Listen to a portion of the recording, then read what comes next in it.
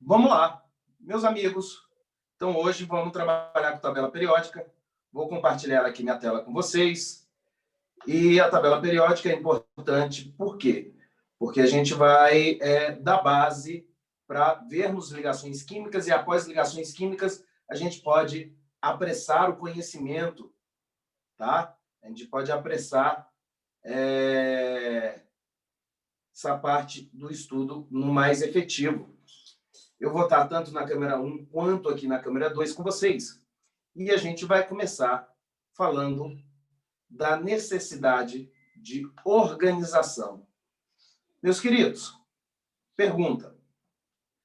Alguém aí coleciona alguma coisa? Conta para mim. Alguém coleciona alguma coisa? Pode ser sapato, chaveiro, post-it, qualquer coisa. Abre o microfone aí e fala aí para mim. Alguém coleciona alguma coisa? Porque eu não consigo ver livros. Coleciona quem? Livros. Que bacana! E quantos livros você já tem nessa coleção? Vamos lá. Como, professor? Não entendi. Quantos livros você já tem nessa coleção sua? São muitos, porque tem a saga Harry Potter, a saga do Star Wars e outros que é do... Como é que é? De Maze Run. Maneiro, cara. O do Star Wars você vai me emprestar. Deixa eu te falar. Você guarda de qualquer jeito os livros? Não, eu organizo porque eles mesmos já vêm com um númerozinho 1, 2, 3 escrito do lado para organizar. E você deixa eles organizadinhos? Sim, sim. Eu também tenho vários livros, eu organizo em cada estante que eu tenho de livro, eu tenho assim, as prateleiras. Então, eu tenho uma prateleira de química, aí eu organizo separado em química orgânica, físico-química e química geral. Legal? Eu não guardo e eu guardo na sequência assim. Eu coloco aqui, é uma coleção do Uzbek Salvador. Então, ele é o primeiro de química geral, ele é o primeiro de físico-química, ele é o primeiro de química orgânica. Aí eu seleciono por matéria, por área de conhecimento e por coleção, dentro de cada área, seguindo a mesma sequência. Aí eu tenho uma prateleira de livros de capacitação em programação neurolinguística, em inteligência emocional. Aí eu acabo separando por autores. Eu tenho outra prateleira que é só matemática. Legal? E eu tenho de literatura comum. Aí eu tenho os autores brasileiros e os autores estrangeiros. Eu coleciono dessa forma. Alguém coleciona selo? Os selos, geralmente, quando você tem bastante, você também organiza os selos por data de postagem, onde foi postado, onde foi fabricado e divulgado, se era selo comemorativo ou não. Igual aquelas moedinhas que a gente teve da Olimpíada. Vocês lembram das moedinhas da Olimpíada? No fim da história, você tem um álbum das moedinhas das Olimpíadas, certo? Teve um álbum, onde cada álbum você colocava a moeda e tinha a história lá da moeda, do qual esporte ela representava. Vocês chegaram a ver esse álbum das moedinhas das Olimpíadas? Você acaba organizando. E a necessidade de organização, ela veio aparecendo também na química. Por quê? Porque a química começou com um elemento, que foi o oxigênio, que vem desde a época de Lavoisier, onde Lavoisier descobriu que existia uma substância que era necessária para botar fogo nas coisas, para queimar as coisas. E aí essa substância, depois Priestley falou que aquela substância que Lavoisier tinha separado não era o oxigênio. Tá? A substância separada por Lavoisier, que era essencial na combustão, era o oxigênio. Aí era a substância oxigênio. Da substância, a substância é formada por quê? Por quem? Pelo elemento oxigênio. Aí você tem a rocha calcária. Dentro da rocha calcária, quais elementos você tem? Cálcio, carbono, oxigênio. E você foi começando a identificar as substâncias e seus componentes e os elementos químicos. E começou a se ter vários elementos químicos. E assim como a gente tem vários elementos químicos, o Pedro tem vários livros, eu tenho essa coleção da moedinha das Olimpíadas, legal? Você começa a ter um volume de coisas que você começa a organizar. É natural. Porque senão você não sabe a utilização, para que serve, como se estruturar. E essa organização primeira veio por quem? Cara, veio por Mendeleev. Dmitri Mendeleev, ou Mendeleev. Você vai ouvir falar. O Mendeleev, o que ele era? Era um russo, um cientista russo. E a importância da sua organização foi porque ela foi a primeira organização assertiva e padrão por conjunto de propriedades. Legal? Então, professor, quer dizer que antes da tabela de Mendeleev não se existia a organização dos elementos químicos? Sim, tivemos várias propostas de organização. A primeira foi o tal do parafuso telúrico. Um cientista francês chamado Jean Courtois, ele colocou em espiral os elementos químicos, como se ele tivesse pego uma mola torcida e os elementos químicos, em ordem crescente de número de massa, fossem sendo colocados na tentativa de fazer uma coluna dentro da mola com os elementos mais próximos em termos de propriedades. Não deu certo. Logo na quarta, quinta sequência, já não estava sendo agrupado em ordem crescente de número de massa os elementos.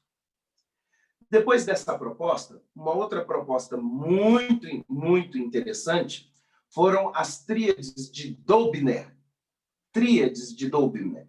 O que se fazia nas tríades de Dobiner? Se agrupava os elementos de 3 em 3. Então, por exemplo, eu vou pegar um elemento lítio, vou pegar o elemento com número de massa 8, que eles dois têm propriedades semelhantes. 8 com a massa mais 4 dá 12. 12 dividido por 2 é 6. Quem é esse elemento do meio? E colocava o elemento ali no meio, de massa 6. Esse elemento de massa 6 tinha que ter as mesmas propriedades do elemento de número de massa 4 e do elemento de número de massa 8. Formavam-se tríades, onde o primeiro elemento e o último elemento, somando, dividindo por 2, ia dar qual era o elemento que completava a tríade. E essas tríades tinham propriedades semelhantes. Gente, nessa forma, eu consegui agrupar os primeiros metais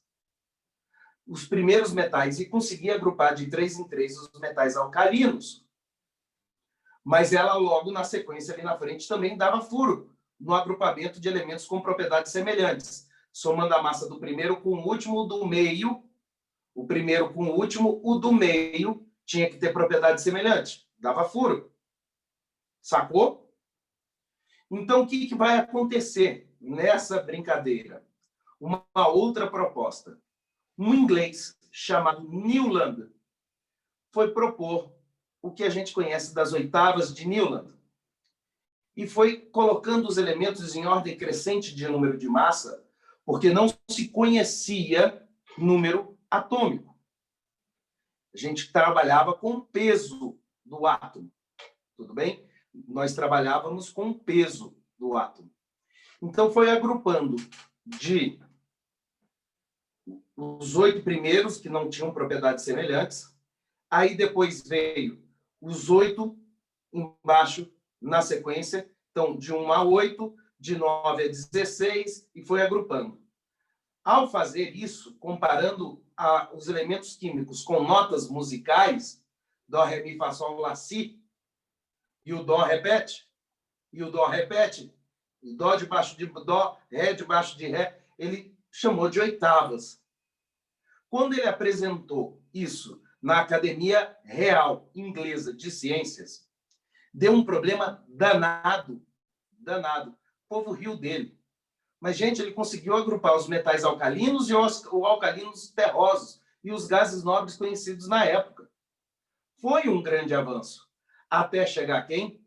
Dmitri Mendeleev. Legal? O Dmitri Mendeleev, ele foi um outro cientista, um cientista russo, que ele propôs. Primeiro ele estava preparando uma aula. Não era nada demais. Na aula dele, ele pegou e escreveu o elemento oxigênio, paf, na cartolina. Quais são as propriedades do elemento oxigênio? E descreveu as propriedades do elemento oxigênio. Olha que bacana. Descreveu as propriedades do elemento oxigênio. Fechou? Essas propriedades do elemento oxigênio,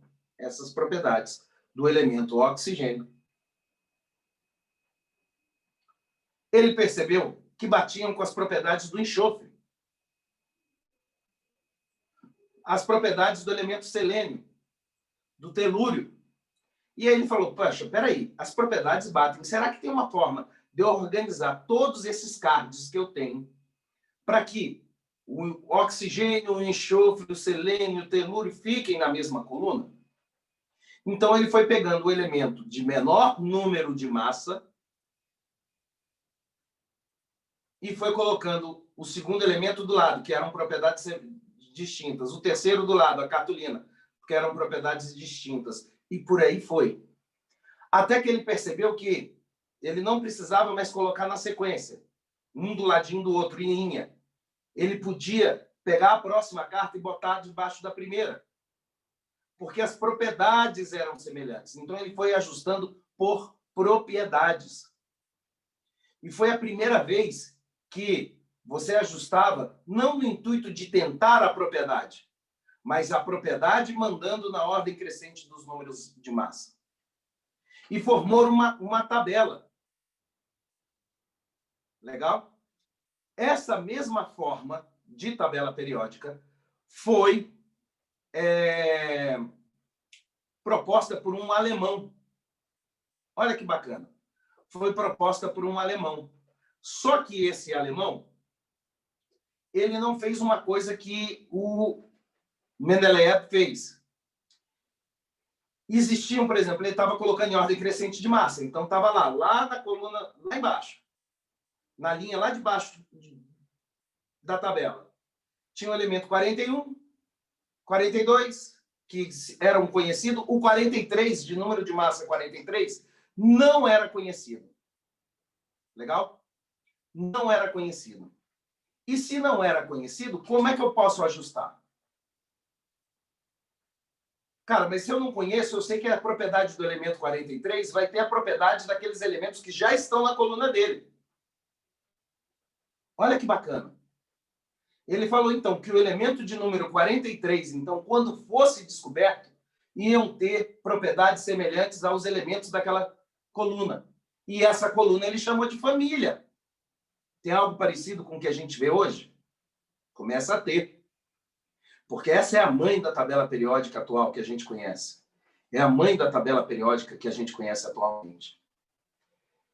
Só por essa diferença dele prever as propriedades dos elementos que ainda não eram conhecidos, ele foi conhecido como o pai da organização dos elementos na tabela periódica. Certo?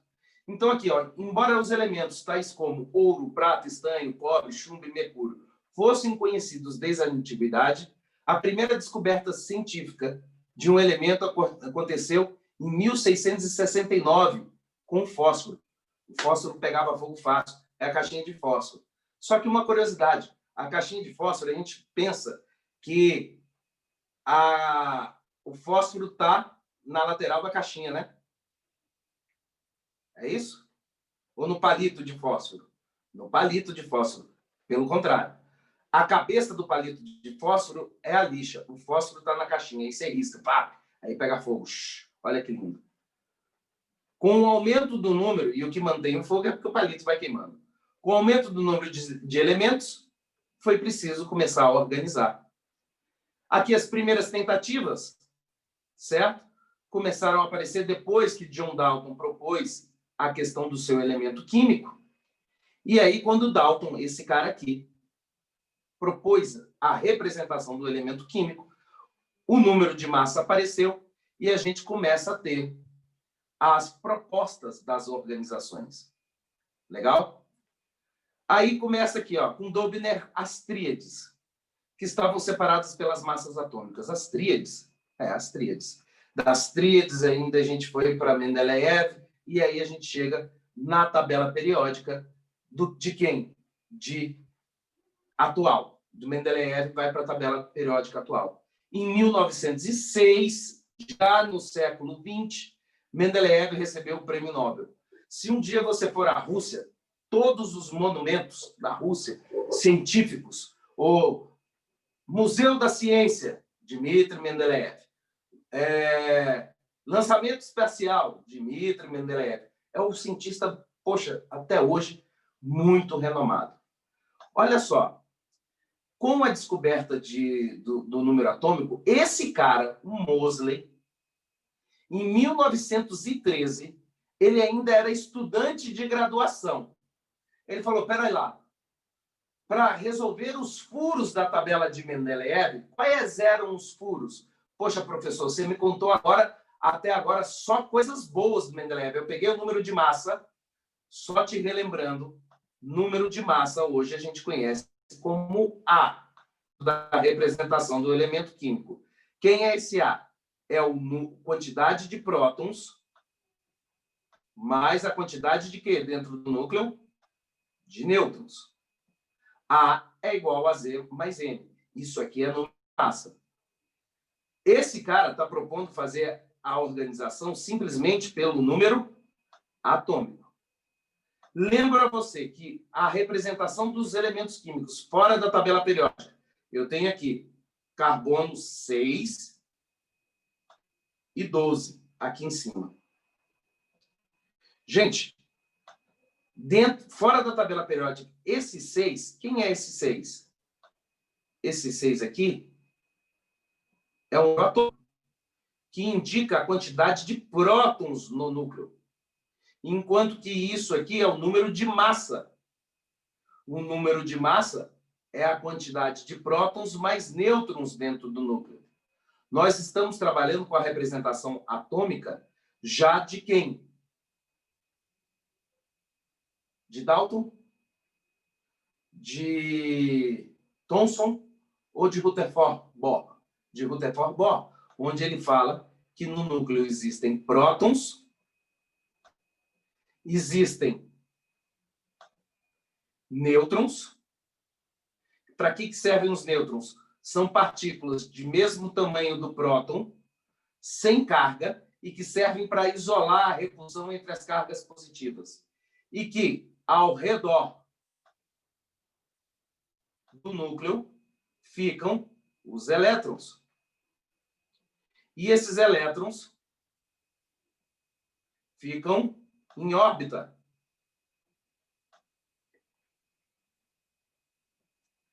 Ficam orbitando em órbitas elípticas. Você já viu aquele átomo do dimineutro?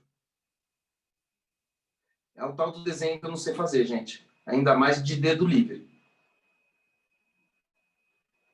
É aquele átomo do dimineutro. Então, esse cara propôs fazer o seguinte, olha, para a gente conseguir ajustar, o objetivo é agrupar os elementos com propriedades o quê? Semelhantes, dentro da mesma coluna vertical. Para isso, eu vou começar a colocar os elementos nas colunas horizontais em ordem crescente de número atômico, não de número de massa, como estava sendo proposto por Mendeleev, que chega lá na frente, quando eu estou no número de massa 86, o 87 tinha que caber nessa coluna, mas o 87 não tem as propriedades dessa coluna. Tem que pular. Então tá aqui, ó, 86, o 87 que vem na sequência não cabe, vou para o outro canto. E o 87, volta para o lugar do 86. Então começa, para caber elementos com propriedades semelhantes, eu tenho que desconfigurar a ordem crescente de número de massa na linha para caber na coluna. E aí vai dar chabu. Para resolver esse problema, esse cara que estava na graduação, Moseley, certo?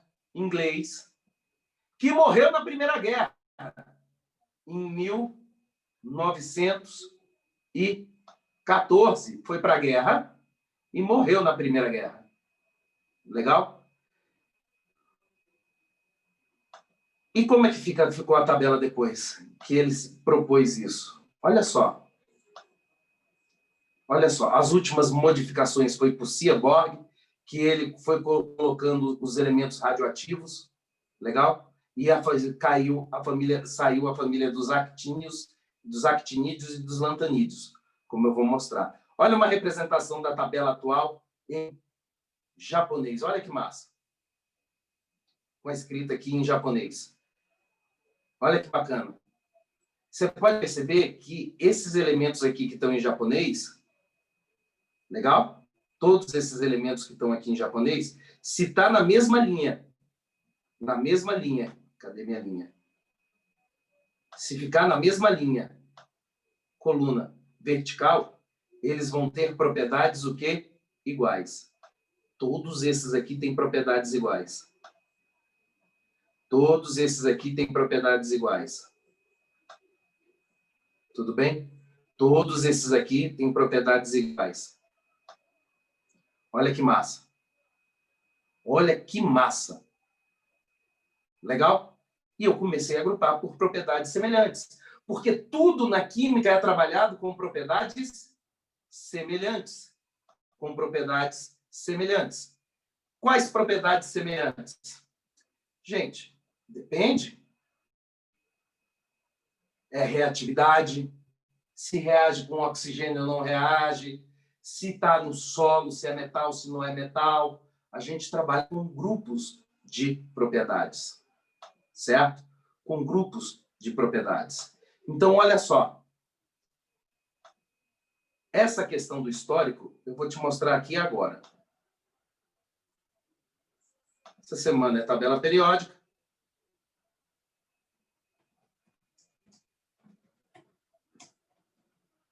Deixa eu já, daqui a pouquinho, eu vou compartilhar a tela, peraí.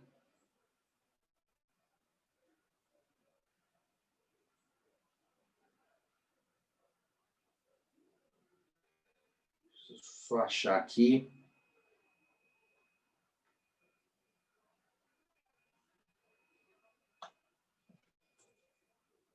Só um segundo.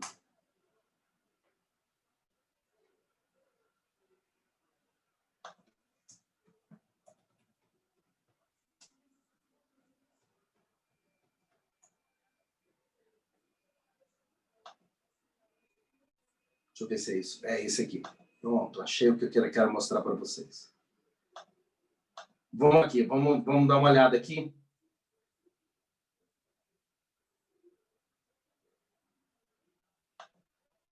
Nesse histórico. Esse pequeno vídeo mostra todo o histórico da tabela periódica.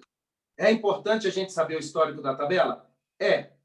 E aqui esse vídeo conta tudo isso. Vamos dar uma olhada aqui, é rapidinho. Organização, arrumação. Muita gente tem mania de deixar tudo no seu devido lugar. Alguns são apenas chatos. Outros têm uma doença chamada transtorno obsessivo-compulsivo. Mas nem todo mundo que quer colocar ordem na casa ou na química é chato ou obsessivo-compulsivo. No programa de hoje, nós vamos ver como a classificação dos elementos químicos foi uma das grandes conquistas da química. Ela permitiu que o conhecimento fosse representado de forma simples, clara e resumida.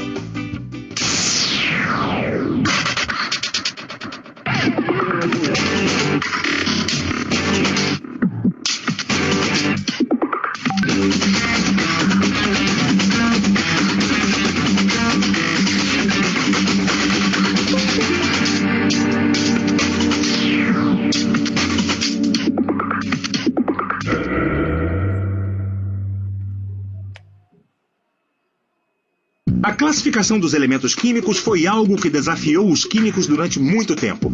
Muitos deles se descabelaram por não conseguirem entender como os elementos químicos se comportavam. Os gregos acreditavam que existiam 4 elementos fundamentais representados pela terra, o fogo, o ar e a água. Mas eles queimaram a língua porque há muito mais do que o fogo e a água entre o céu e a terra. Aliás, a ideia de elementos químicos era algo novo. Apesar de materiais como ouro, prata, ferro e cobre serem conhecidos desde a antiguidade, foi um alquimista chamado Henning Brand que descobriu o primeiro elemento químico em 1669, o fósforo. Não é esse fósforo, mas o elemento químico não metálico que reage com o oxigênio. Brand, na esperança de encontrar a pedra filosofal que transformaria qualquer metal em ouro, deu uma luz à química. Brand isolou artificialmente o fósforo a partir da destilação da urina, obtendo, assim, um material que brilhava no escuro e pegava fogo. Em 200 anos de química, muitos cientistas, dentre eles Lavoisier e Berzelius, descobriram novos elementos. Para a surpresa dos gregos, os 4 elementos que seriam a essência de todos os materiais se tornaram 60. Por isso, surgiu a necessidade de classificá-los. A primeira divisão que fizeram entre os elementos foi classificá-los em metálicos e não metálicos. Isso é muito pouco diante de todas as características que os materiais possuem. Seria a mesma coisa que chegar no mercado e dividir todos os produtos em perecíveis e não perecíveis. Nesse contexto, surgiu um novo personagem da nossa saga. Seu nome era Johann Wolfgang Dobenreiner. Ele foi professor de química da Universidade de Iena, na Alemanha, que atraía alunos famosos como o filósofo Schopenhauer e o escritor romântico Goethe. Dobenreiner percebeu que o recém-descoberto elemento bromo tinha propriedades que pareciam situar-se a meio caminho entre as do cloro e as do iodo. E mais, seu peso atômico... Olha só, vou voltar aqui, ó.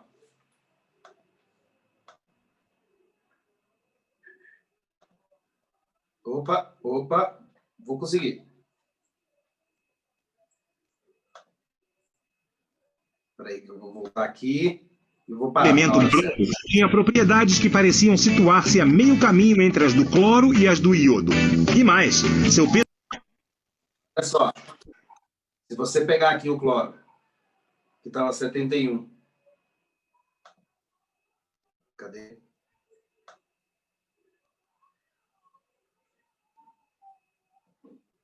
Vamos lá de novo. O bromo 79. O bromo tinha propriedades que pareciam situar-se a meio caminho entre as do cloro e as do iodo. E mais, seu peso atômico era a média aritmética dos outros 2 elementos. Foi aí que ele bolou a lei das tríades, onde o elemento central da tríade era supostamente a média das massas atômicas do primeiro e terceiro membros.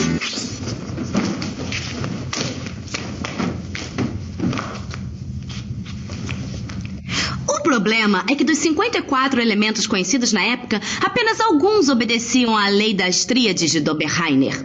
Muitos dos metais não podiam ser agrupados. E o mistério sobre a organização dos elementos químicos continuava.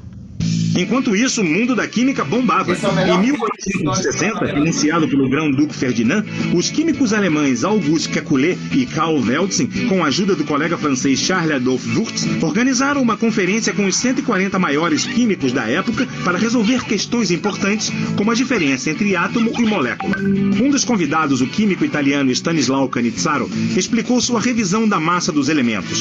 Quem estava na plateia, num canto escuro, porque ainda não era uma celebridade do mundo da química, era Mendeleev, que seria o pai da tabela periódica.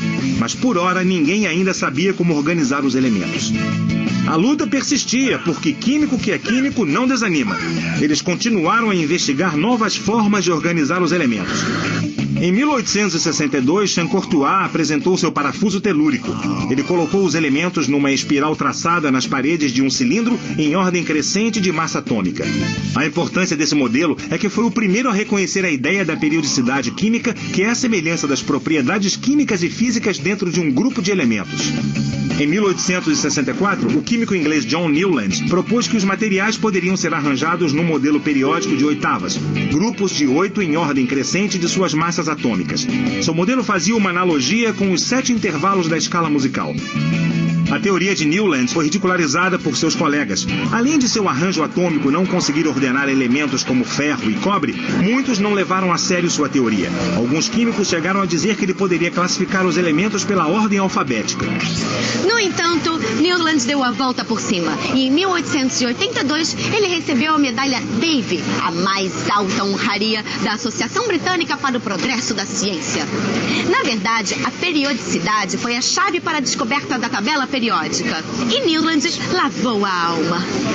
Os químicos pareciam ter tentado de tudo. Regra de 3, regra do parafuso, notas musicais, unidunité. Tudo bem, eles não usaram unidunité, não que a gente saiba. Mas que conhecimento faltava aos químicos da época para resolverem esse quebra-cabeças? O que faltava, Kika, era alguém com uma fé inabalável que os elementos químicos poderiam ser agrupados a exemplo das tríades de Dombenheimer. E quem tinha essa fé era Dmitri Ivanovich Mendeleev, o mesmo Mendeleev que assistiu à palestra de Cannizzaro num canto escuro. Ele percebeu também que a periodicidade do parafuso de Champ-Courtois e das oitavas de Newland deveria ser estendida para todos os elementos. Pense em 6 irmãos. Eles têm idades diferentes, estão em séries diferentes, mas todos 6 odeiam tomar banho. É assim com os elementos. Eles podem ser agrupados de acordo com suas características químicas. Não, nenhum elemento odeia tomar banho, mas os metais da coluna 1, como lítio, sódio, potássio e rubídio, reagem violentamente ao entrar em contato com a água.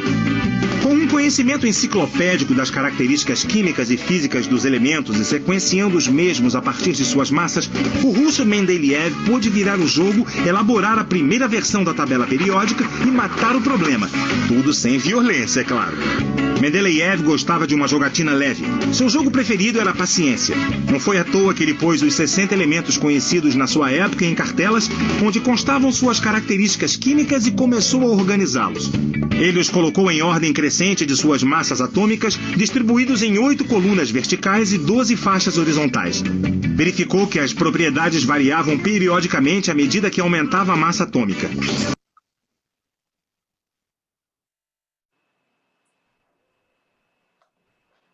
Olha aqui, ele colocou em 8 colunas. Repara que lítio, sódio e potássio são já os metais alcalinos. Olha a ideia dos principais elementos, alcalinos terrosos. Você começa a ver que os metais estão mais agrupados para o lado de cá. Os ametais estão mais para lá. Só que daí acontece um problema. Eu não tenho um número, não conheço esse elemento que está aqui nessa coluna. E aí que entra o porquê que ele entrou na frente do outro concorrente dele que propôs uma tabela parecida. Porque ele falou que esse elemento que eu não conheço ia ter as propriedades da coluna do boro e do alumínio. Olha que massa. Os elementos que estão, então, na coluna do boro e do alumínio vão ter as mesmas propriedades do que esse que eu não conheço. Aí se descobriu o primeiro. Pá, encaixou bem aqui. Encaixou por aqui. Foi encaixando nos buracos e preenchendo a tabela. O problema é que, olha só, titânio. O titânio tem as propriedades dessa coluna, dessa família, dessa coluna vertical. Coluna vertical, família, coluna horizontal, período. Então, o elemento que está aqui tem as propriedades dessa família. O próximo número de massa é o bismuto, que entrou nessa coluna que pulou uma. E o que era para entrar aqui veio para trás, começou a inverter. Porque à medida que se aumenta o número de massa, para poder caber dentro das famílias, eu tenho que começar a adaptar. E isso não é bom. Foi aí que entrou o Moseley, resolvendo esse problema. À medida que aumentava a massa atômica. Mendeleev deixou alguns espaços em branco em sua tabela. Ele previu que novos elementos seriam descobertos e chegou a descrever as características de algum desses elementos. E não é que o cara acertou? Pouco tempo depois, 3 desses elementos foram descobertos: gálio, germânio e escândio. Mas tinha algo que ainda não se encaixava na tabela de Mendeleev. E eis que surge um leão inglês, o jovem, belo e brilhante químico Henry Moseley. Ele resolveu o último problema na tabela de Mendeleev. Moseley descobriu, com sua pioneira técnica de cristalografia, que a carga elétrica do núcleo correspondia ao número atômico. Mendeleev já havia trocado de ordem alguns dos elementos, agrupando-os não pela massa, mas sim por suas propriedades químicas. O que Moseley descobriu, então, foi que se usassem o número atômico ao invés da massa, ficava tudo em ordem. Mas Moseley era um jovem intrépido de 26 anos quando fez sua descoberta e, para provar sua coragem, se alistou para lutar na Primeira Guerra Mundial contra a Alemanha. Infelizmente, ele morreu no fronte de batalha. Mas o que facilita a organização dos elementos químicos em uma tabela? A tabela periódica é o produto da evolução, né? O acúmulo do conhecimento, ainda no século XIX, sobre as propriedades e dos produtos e dos elementos químicos conhecidos até então. Ela permitiu sistematizar, através das diversas linhas horizontais, os chamados períodos, ou das linhas verticais, as chamadas famílias ou grupos, como os elementos químicos variam nas suas propriedades físicas e químicas, e a partir desse conjunto, dessas variações, como o homem pode entender o papel fisiológico dos diversos produtos químicos que existem no nosso corpo humano, como a nossa bioquímica funciona, a partir daí, como se pode sintetizar medicamentos para combater doenças, prevenir enfermidades, e por outro lado, o grande desenvolvimento da indústria química a partir da segunda metade do século XIX permitiu até o momento presente a criação de todo um sem número de produtos químicos que facilitam, trazem mais conforto, bem-estar e uma nova visão de cotidiano para todos nós. A tabela periódica, tal como o mundo da moda, também tem suas tendências. Repare que ao longo dos períodos, o potencial de ionização, que é a energia necessária para retirar os elétrons mais externos de um átomo, aumenta da esquerda para a direita e ao longo dos grupos de baixo para cima. Já o raio atômico aumenta no sentido contrário. A afinidade eletrônica, que é a capacidade dos átomos de receberem elétrons extras, aumenta à medida que o raio atômico diminui. E como no mundo da moda, os elementos também formam seus petit comitês. Há vários grupos: os dos metais, semimetais, não metais e os gases nobres. Vários químicos ajudaram a desenvolver a tabela periódica. A cada nova conquista, seus colegas podiam analisar os dados e seguir em frente com o trabalho, mas um deles foi esquecido pela história. Nosso químico underground é Lothar Meyer. Ele foi um químico alemão que chegou às mesmas conclusões que Mendeleev, mas não teve a firmeza suficiente para questionar as massas atômicas na época. Resumindo, Meyer papou mosca e Mendeleev levou o crédito pela descoberta da tabela periódica. Como prêmio de consolação, Meyer ganhou em 1882 a medalha Davy, a mesma que deram a Newlands, o cara das notas musicais. Mas chega de choradeira. Na década de 50, o mundo já havia passado por 2 guerras mundiais e precisava de notícias boas. E eis uma. Um cientista americano chamado Glenn Seaborg fez descobertas que mudaram a tabela periódica. Como o Dr. Frankenstein, Seaborg criou os elementos sintéticos chamados transurânicos e moldou a tabela periódica como nós a conhecemos hoje.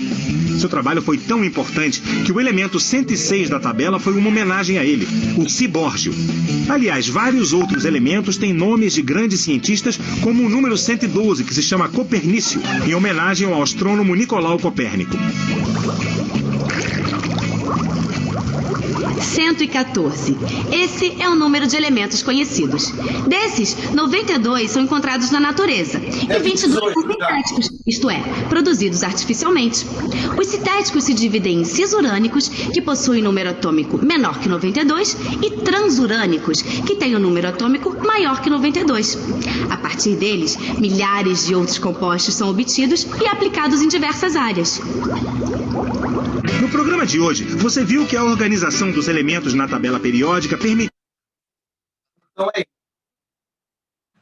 Olha só que legal que a gente pode ver. A gente pode perceber que a tabela periódica... Para a imaginação e aproveitar a tabela periódica.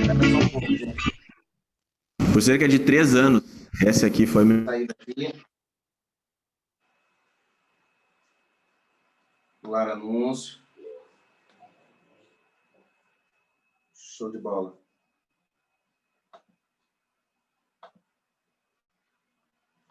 Pronto, arrumei aqui.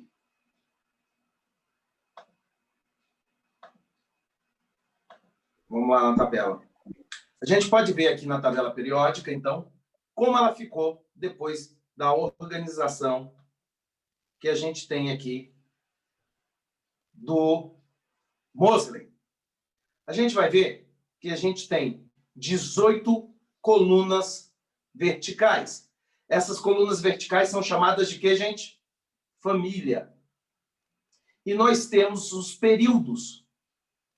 Quem são os períodos? São as colunas horizontais, que eu estou passando aqui agora. Elementos com propriedades iguais. Onde estão os elementos com propriedades iguais? Na mesma família. Antigamente, a gente tinha a divisão dos elementos representativos e dos elementos de transição. Tudo que está aqui, ó, família 1, família 2, família 13, 14, 15, 16, 18, são elementos representativos, chamados antigamente de família 1A, 2A, 3A, 4A, 5A, 6A, 7A e 8A ou 0. Família A, então, quem era a família A? Família A, elementos representativos. Legal? Por que elementos representativos? Porque, primeiro, mais abundantes e os primeiros a serem organizados. Tá? Tabela periódica, se a gente for ver, a gente tinha o seguinte, ela começou a ser organizada a partir do elemento 3, de número atômico 3. Quem que é o elemento de número atômico 3? O lítio. Então, vem aqui, primeiro, o lítio, depois o berílio, depois veio o boro,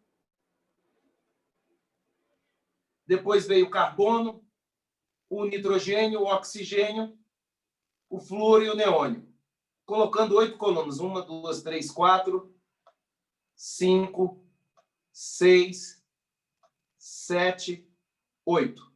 Poxa, professor, até aí não tem diferença com o Mendeleev. Beleza. Mas quando chega aqui embaixo, no quarto período, então esse aqui é o primeiro período. Você faz o primeiro período, o segundo período, o terceiro período e chega aqui embaixo no quarto período.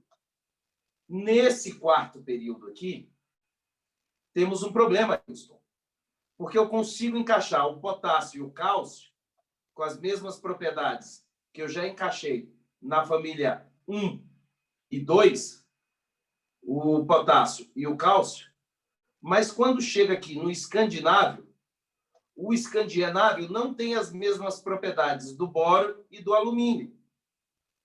Legal? Não vai ter as mesmas propriedades. Oh, desculpa, aqui é 2, 3, e essa aqui vai ser a... Deixa eu consertar aqui. Essa aqui é a família 2, essa aqui do meio é a família 3, e essa aqui é a família, o período 4. Aí, quando chega no escandinávio, o escandinávio, esse cara aqui, não tinha as mesmas propriedades do boro e do alumínio. Então, eu não posso colocar aqui embaixo do boro. O que foi feito? Abriu-se uma coluna própria para o escandinávio. O titânio não tinha a mesma propriedade do boro e do alumínio. Abriu uma coluna só para o titânio, uma nova família. O vanádio não tinha propriedade, e foi abrindo família. Então, vanádio, cromo, manganês, ferro, cobalto, níquel, cobre, zinco. Eu fui enchendo isso aqui. Legal? Eu fui enchendo isso aqui até chegar no galho. O galho, sim, tinha as mesmas propriedades do boro e do alumínio. O germânio, sim, tinha as mesmas propriedades do carbono e do silício. O astato, sim, as mesmas propriedades de nitrogênio e do fósforo. O selênio, sim, as mesmas propriedades do oxigênio e do enxofre. O bromo, sim, as mesmas propriedades do flúor e do cloro. E o criptônio, as mesmas propriedades do neônio e do argônio. Então, dessa forma, a gente abriu 18 famílias. E essas famílias aqui, antigamente, aqui embaixo, as mais de baixo, eram chamados de elementos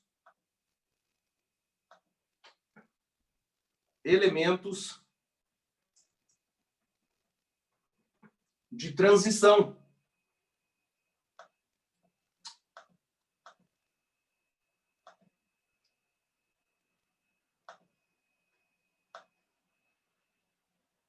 Elementos de transição.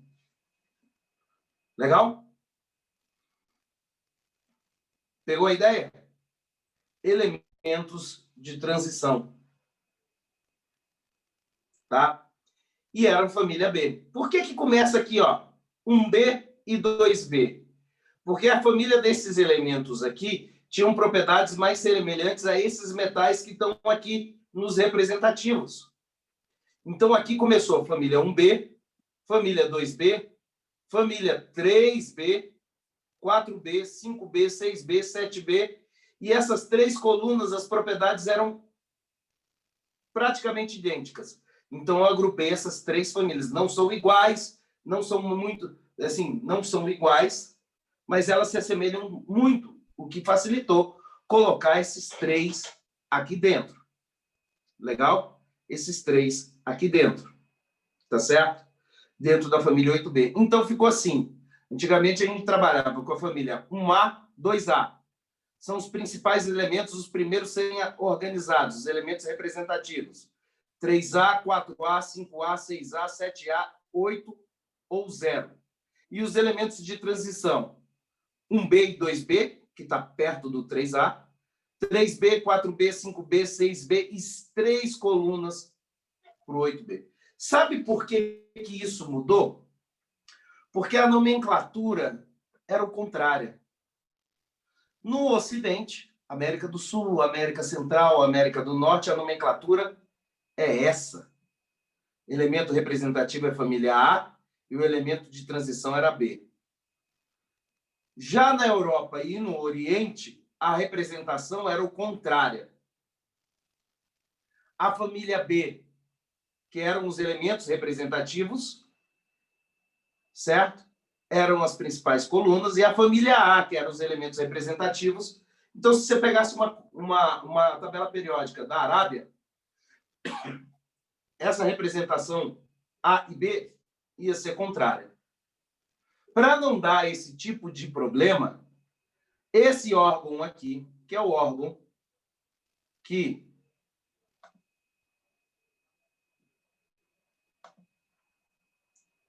regulamenta tudo, falou, então vamos acabar com essa história de falar que existe família A e família B. Vamos dar a nomenclatura direto da família 1 até a família 18. E o que foi feito? Hoje em dia, quando você tem como elementos representativos família 1, família 2,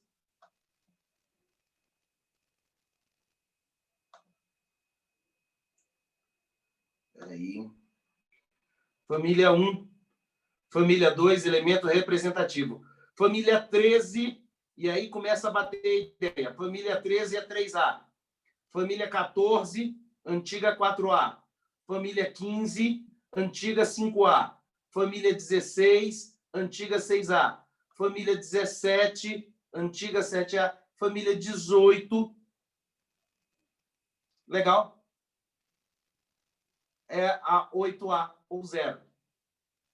E aqui embaixo, eu tenho aqui 3B, 4B, 5B, que é a família 3, 4, 5, 6B, 7B. A 8B, que são 3 colunas, aí já não bate. 8, 9 e 10. E aqui é a 11 e a 12. E repara, se eu pego hoje, a tabela periódica aqui hoje já está completa. Tem 118 elementos. Se você pega tudo aqui,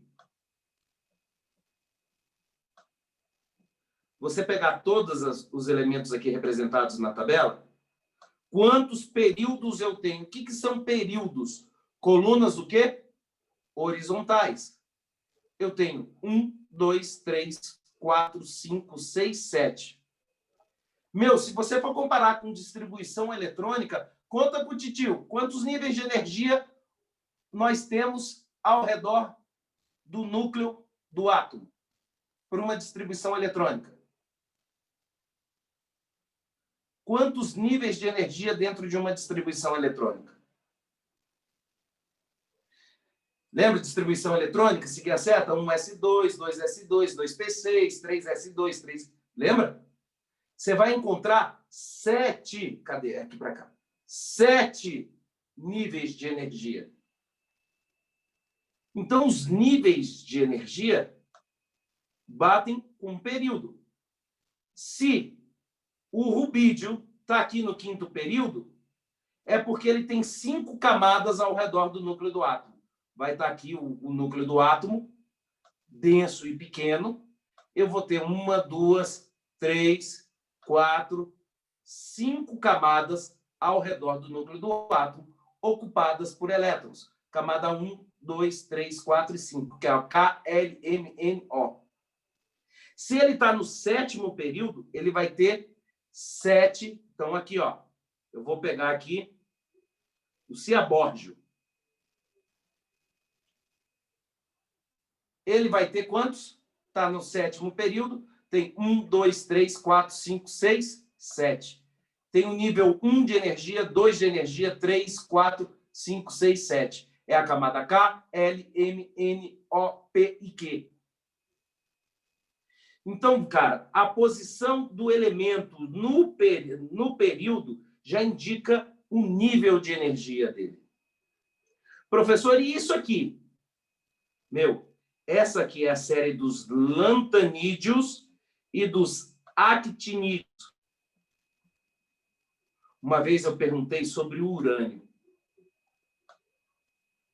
O urânio estava em qual série da tabela periódica? Aí o cara me respondeu de vez actinídeos na prova, que era uma prova aberta.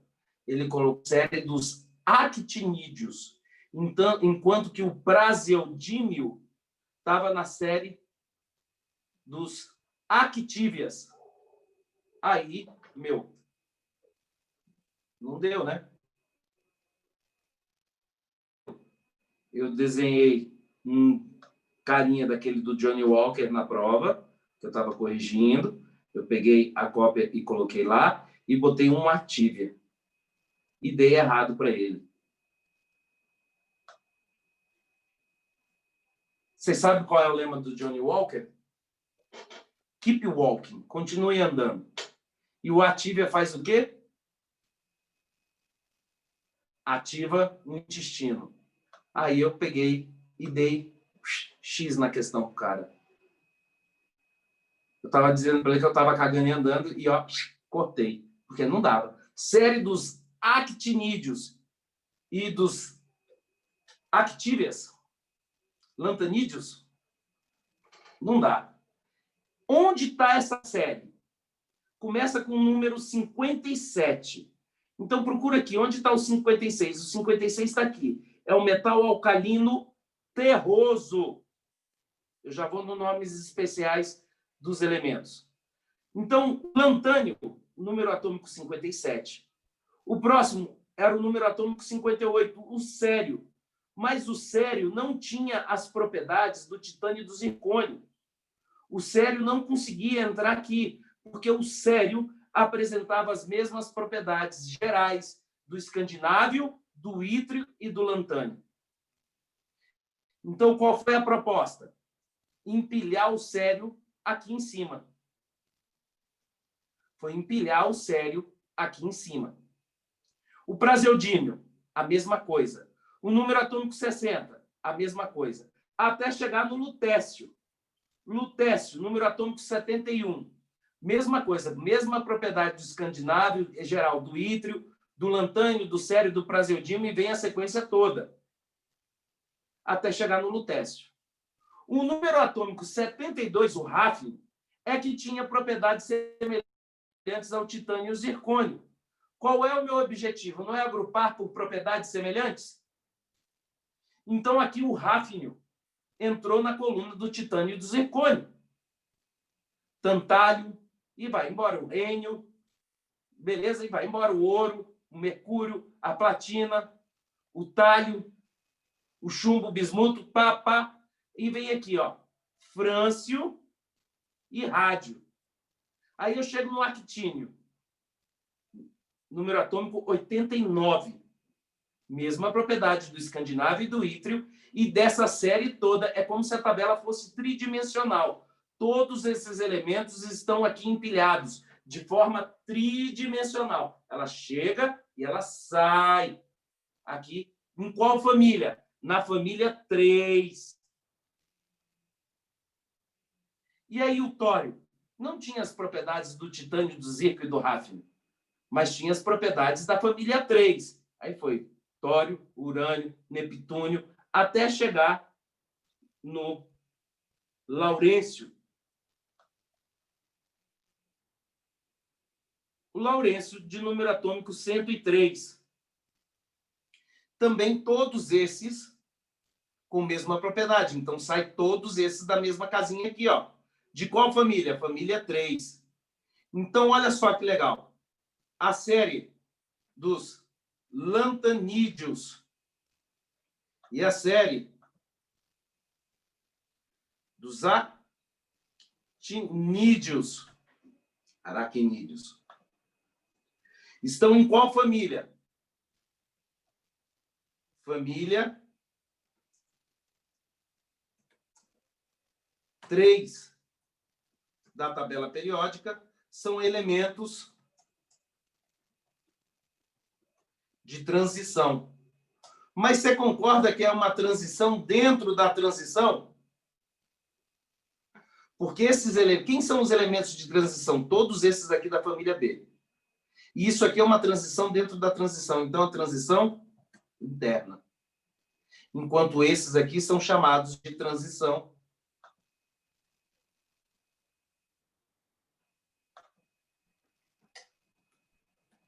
externa.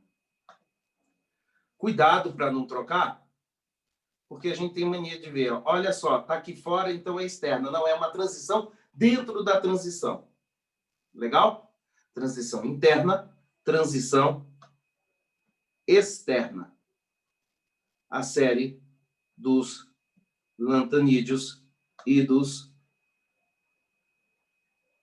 actinídeos. É a transição dentro da transição. Legal? A gente pode dar nome especial a algumas famílias da tabela periódica? Pode. Pode dar nome especial. Como, por exemplo, esses aqui, a da família 1. Vamos lá. Da família 1. Família 1. Metais alcalinos. Da família 2. Família 2. Metais alcalino-terrosos. Família 6.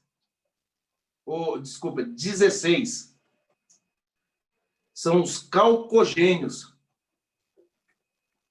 A família 17 são os halogênios. E a família 18 são os gases nobres. Por que eles são chamados de gases nobres? Primeiro, porque todos eles são gases e eles não têm tendência em fazer ligações químicas.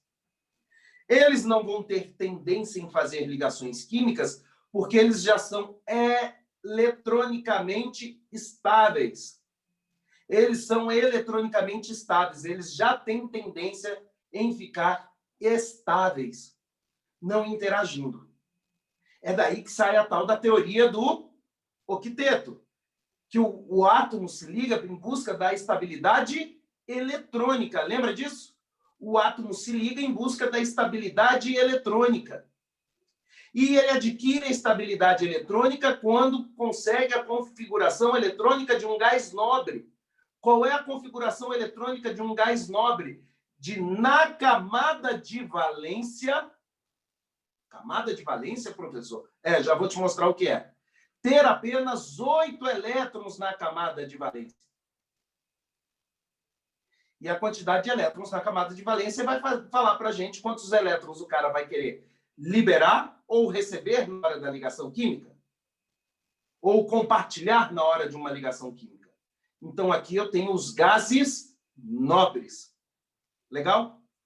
Lógico que tem exceções à regra do octeto. Existe um elemento químico, que é o XeF6.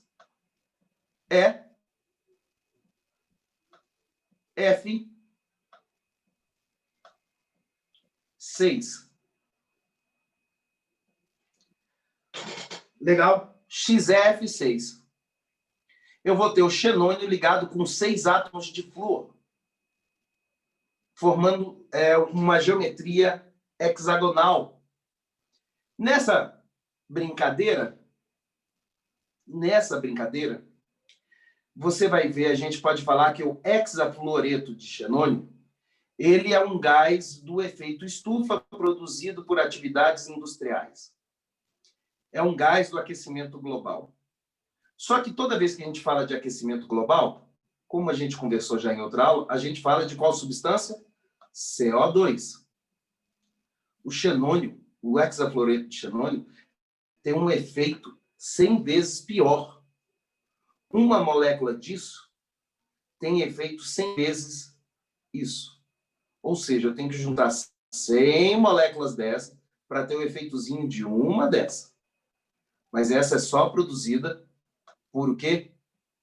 Queimas industriais de combustíveis fósseis dentro de algumas atividades específicas, como o altoforno para a formação do cimento.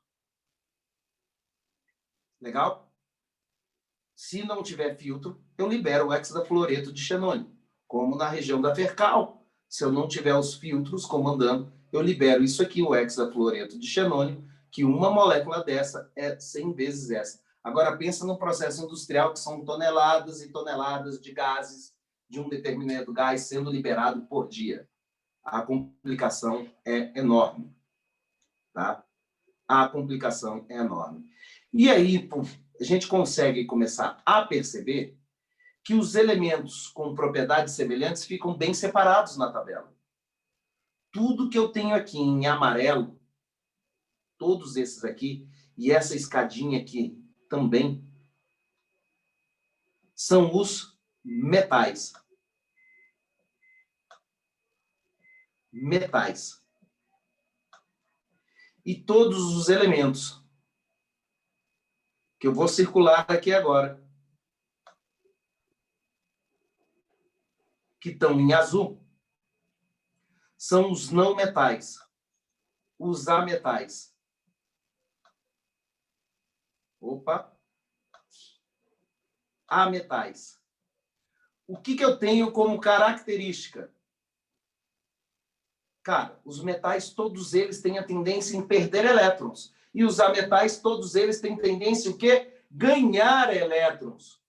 Então, um grupo doa e outro grupo recebe. Isso vai ser importante quando a gente estiver trabalhando com o quê? Ligações químicas. Mais especificamente, ligações iônicas, porque vai ser a junção de um metal com um ametal. Ah, professor, mas eu vi que existiam os elementos semimetais. Tá, eu vou colocar de verde aqui, ó. Semimetais.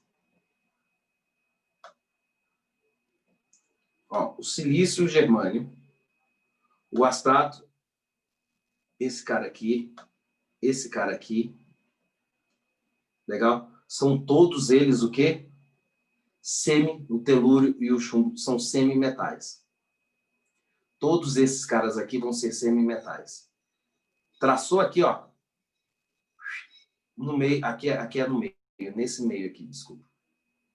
Vai ser semimetal.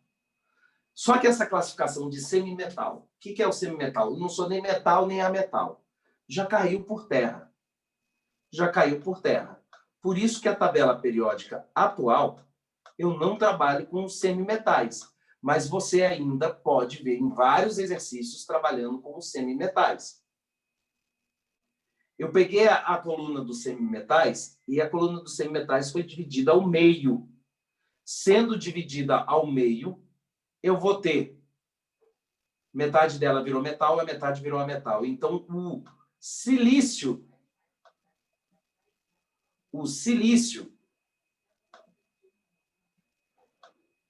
vem cá, meu filho. Aí.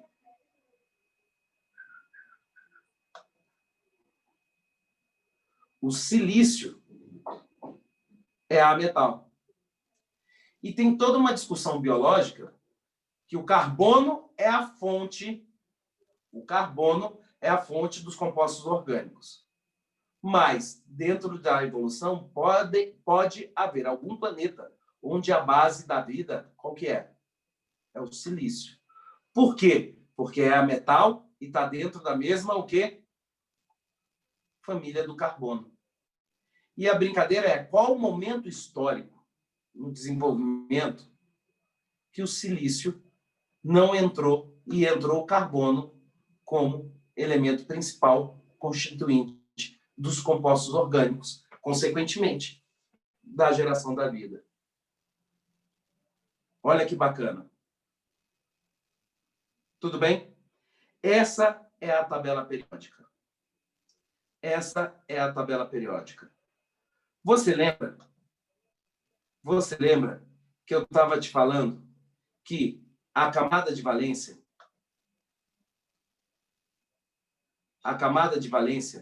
da distribuição eletrônica identifica a posição do elemento? Então, eu vou pegar aqui, por exemplo, o cálcio. Número atômico 20. Se a gente for fazer a distribuição do cálcio, começa aqui, ó. Nível 1, subnível S, com 2 elétrons. Nível 2, subnível S, com 2 elétrons. Nível 2, subnível P, com 6 elétrons. Terceiro nível, 3S2, 3P6. Só que daí é o seguinte, na distribuição eletrônica, na camada K, L, M, cabem 18 elétrons. Tem o subnível 3D com 10. Só que o diagrama de Linus-Pauling colocou os subníveis em ordem crescente de energia. Escorrega aqui, escorrega aqui, escorrega aqui, e a gente chega no 4S2.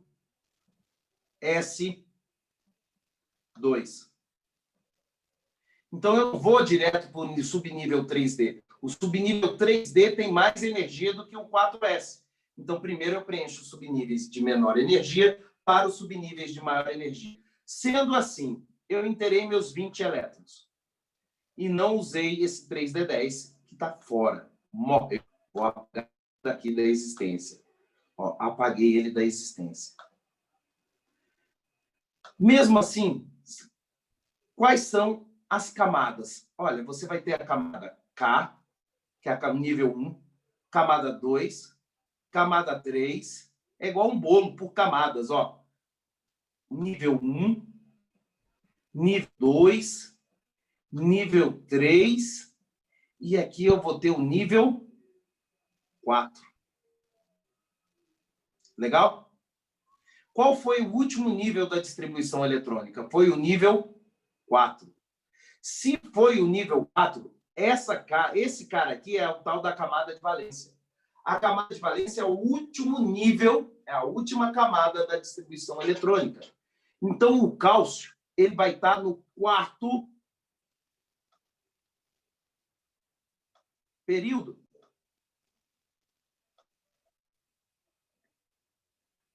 Legal?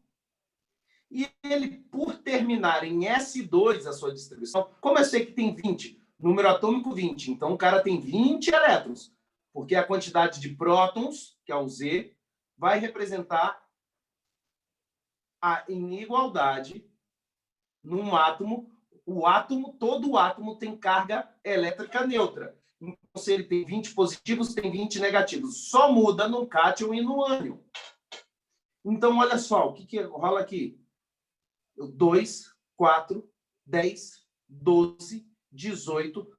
A quantidade de elétrons dentro do subnível, eu vou somar. Você vai ver que eu vou ter ao todo, se eu somar 2, 6, 2, esses números aqui de cima, 2, 2, eu vou ter 20. E eu tenho a minha camada de valência.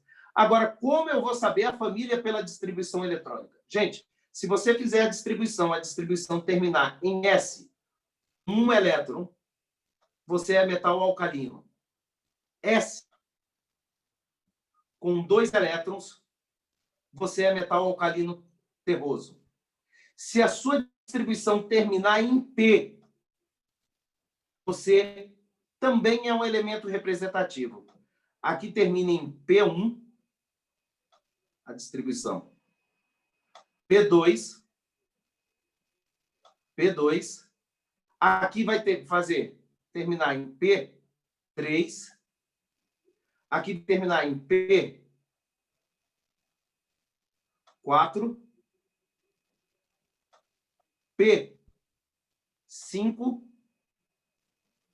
E P6. Só que antes de chegar no P1, P2, P3, P4, P5, P6, ele já passou por esse nível, porque olha só, olha no nível 3, você vem para o S e vem para o P.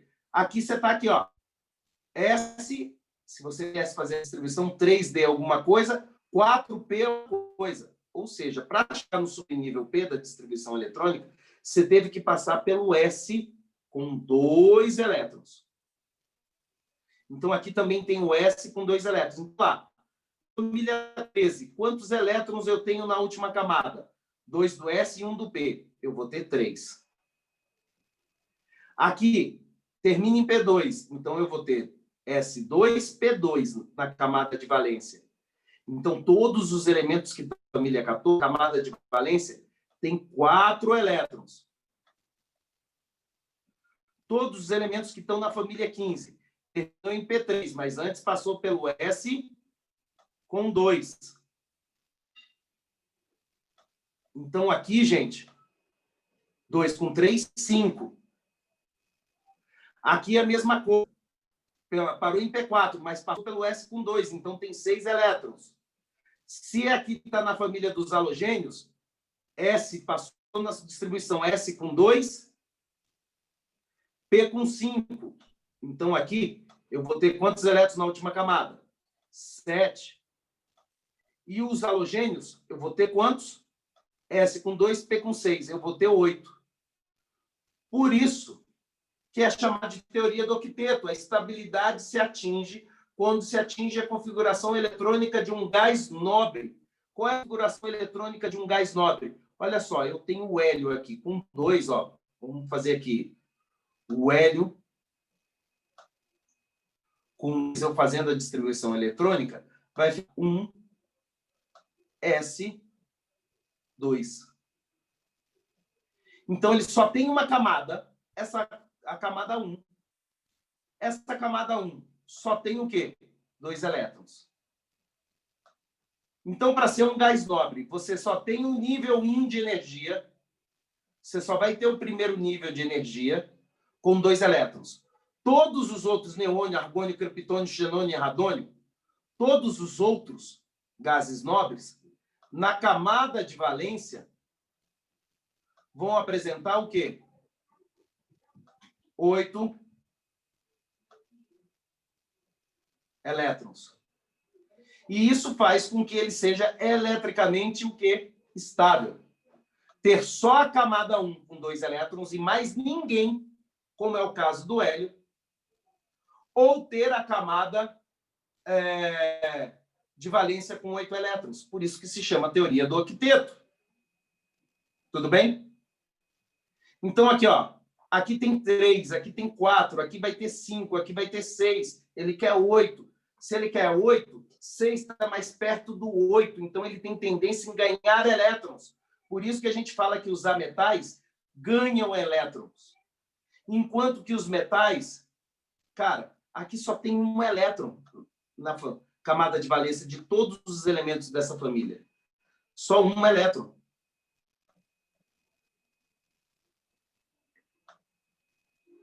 Aqui eu só tenho o quê? 2 elétrons. Legal? 1 e 2. Acabou. Então, a tendência dos metais aqui, 3 e 4, é o quê? Perder.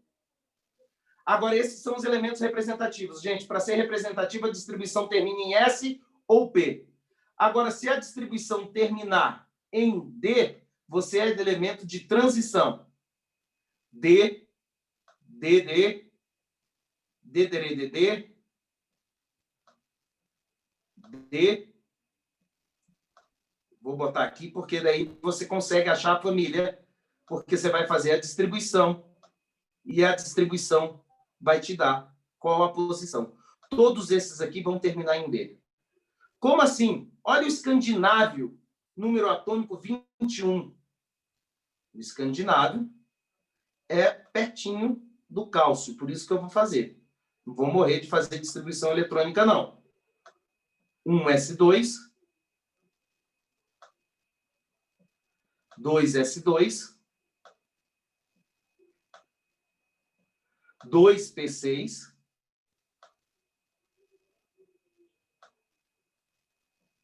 3s2,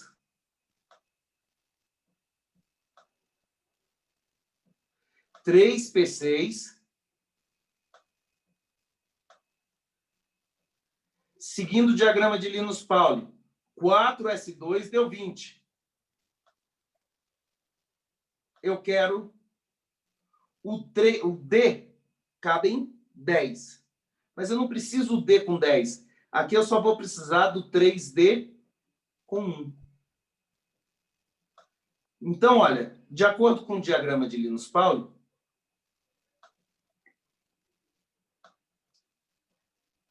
escorregou na seta, escorregou na seta, escorregou na seta, escorregou na seta, veio para cá, vai parar aqui. 3D1. Olha só, a distribuição eletrônica parou no 3D, mas quem é a minha camada de valência? Eu tenho a camada 1, camada 2, camada 3 e camada 4. Se a camada de valência é o quarto nível, então ele está no quarto período. Vê se bate. Escandinávio, quarto período. E se termina a distribuição em D com um elétron, ele está na família 3. D com 2 elétrons, está na família 4. D com 3 elétrons, está na família 3, 4, 5. Terminou com 4 elétrons, está na família 6. 5 elétrons, está na família 7. Tem 6 elétrons, está na família 8. 7 elétrons, está na família 9. 8 elétrons, está na família 10. 9 elétrons, está na família 11. E 10 elétrons, está na família 12. Lógico que existem as exceções das distribuições, que eu vou mostrar no quadro aqui, atrás aqui para vocês. Vou mostrar aqui no quadro, que vai ficar muito mais fácil, quando a gente termina a distribuição em D4 e D9. A gente tem ajustes a serem feitos.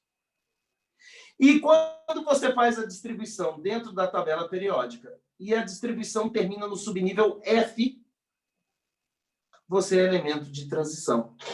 Aqui, é a transição da transição. Beleza? Tudo bem? Então, vamos lá. Olha só.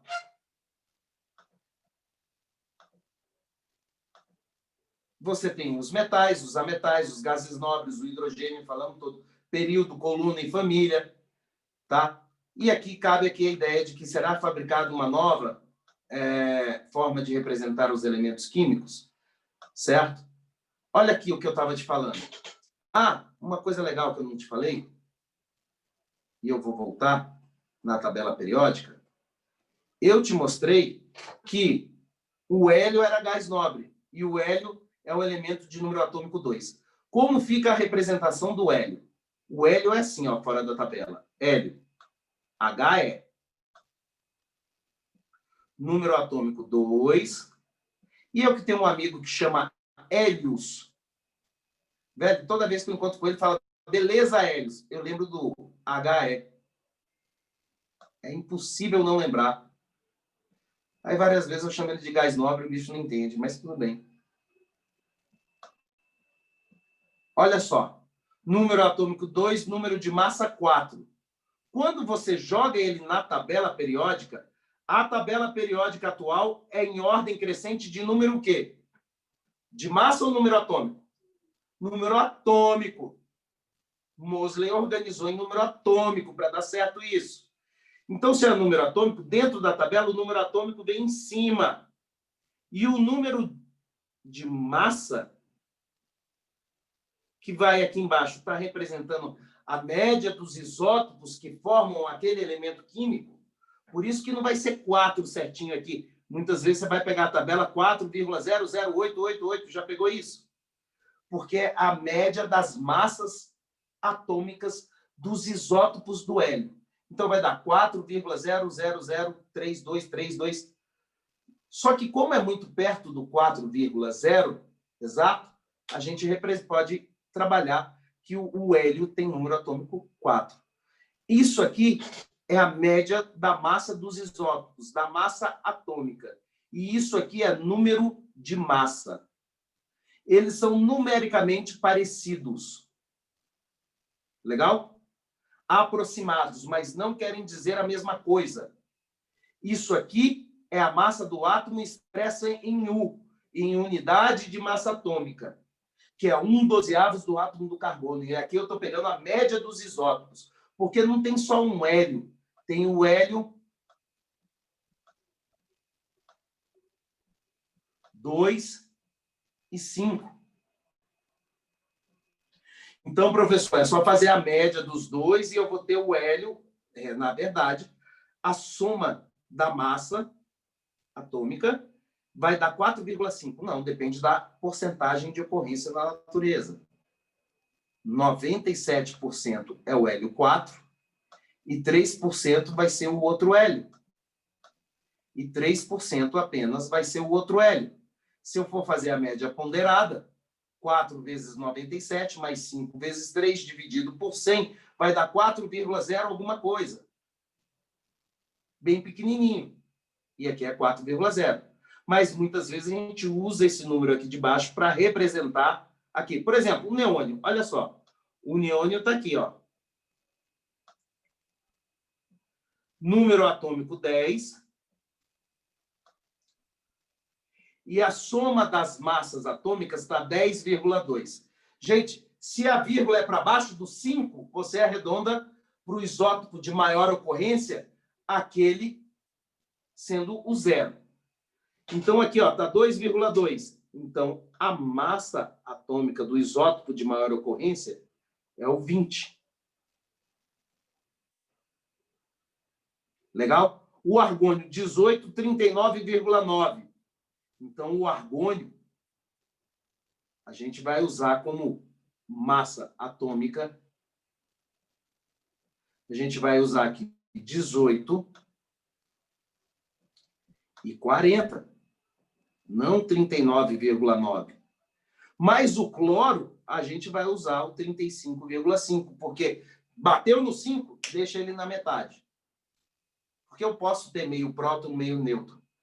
Depende do ajuste entre os quântons, que são subpartículas das subpartículas atômicas. Partículas atômicas, prótons, nêutrons e elétrons. Subpartículas atômicas. São os quântons e os quarks. E se você quer entender isso, eu sugiro você ler um livro muito legal chamado Uma Breve História no Tempo. Tudo bem? Uma breve história no tempo. Então, a gente vai ter essa representação. Agora, repara aqui que em todas as cores, ó, metal está em amarelo, a metal está em azul, e eu não tenho cor nenhuma para o hidrogênio. O hidrogênio simplesmente é o hidrogênio, e ele só vai ter um elétron. Gente, o hidrogênio vai ficar estável, dando esse elétron, ficando sem elétron nenhum, ou ganhando um elétron. Aí, quando ganha um elétron, ele fica com a configuração eletrônica parecida de um hélio, do hélio, que tem 2 prótons e vai ter 2 elétrons também. Certo? Isso quer dizer o quê? Que ele é um metal? Não. Quer dizer que ele pode se comportar como um metal, doando o elétron, ou ele pode se comportar como uma metal, recebendo um elétron. Então, o hidrogênio podia vir tanto aqui, na tabela periódica, ou quanto aqui. Porque os elementos que têm tendência em receber um elétron são esses aqui, o flúor, o cloro, são os halogênios. Ele podia vir aqui também.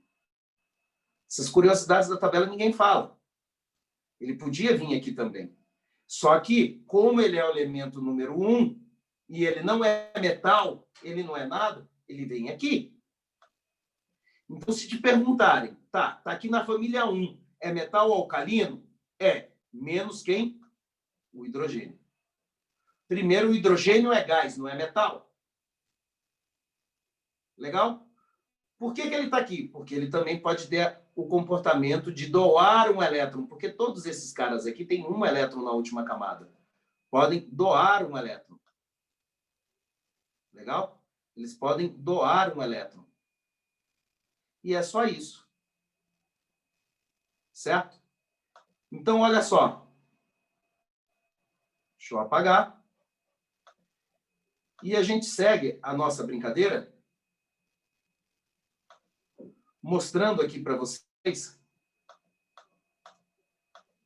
que eu tenho o quê? Olha só.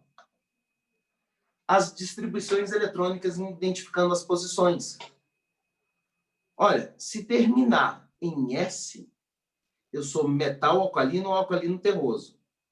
Em S, pode ser o hidrogênio, ou em S pode ser o hélio, que fica para lá. Terminou em P, são metais alcalinos, são elementos representativos. Em D, são os elementos de transição. E aqui, o transição interna. Legal? Beleza?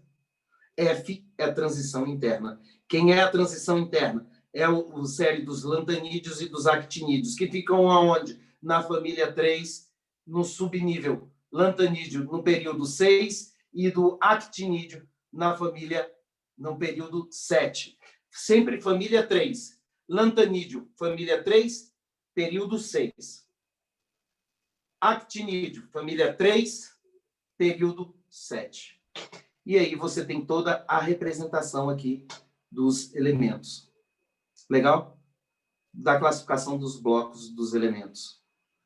Então, aqui na tabela periódica, os elementos estão ordenados em ordem crescente, o quê? De número atômico.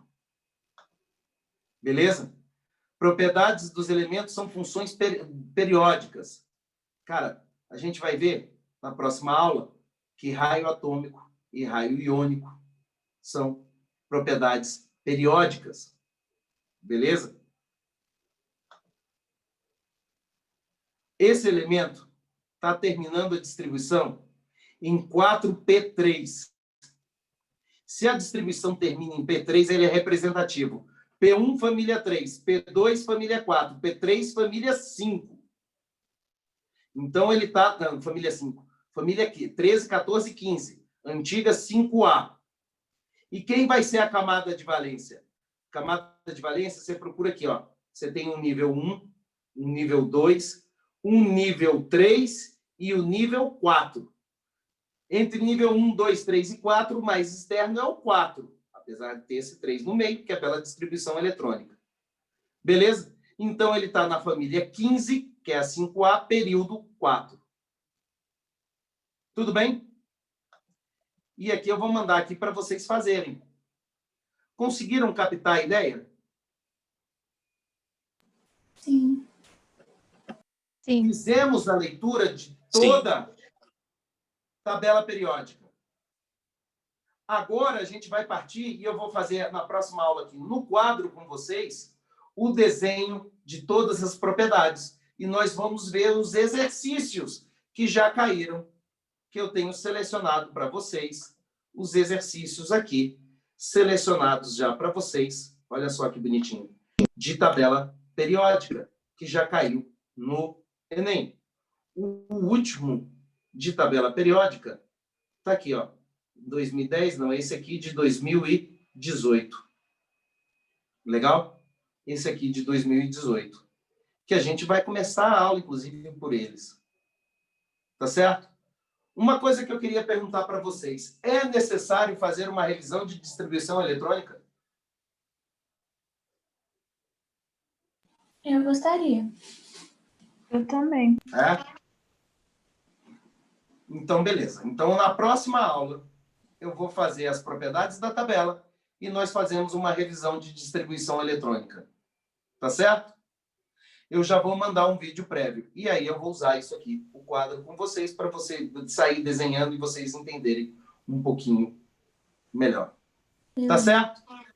Vocês conseguiram acompanhar a aula? Entenderam numa boa? Tranquilinho? Sim.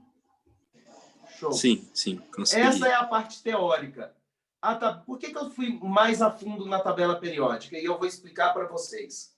O ano passado, 2019, foi o ano que a tabela periódica completou 150 anos, da de Mendeleev.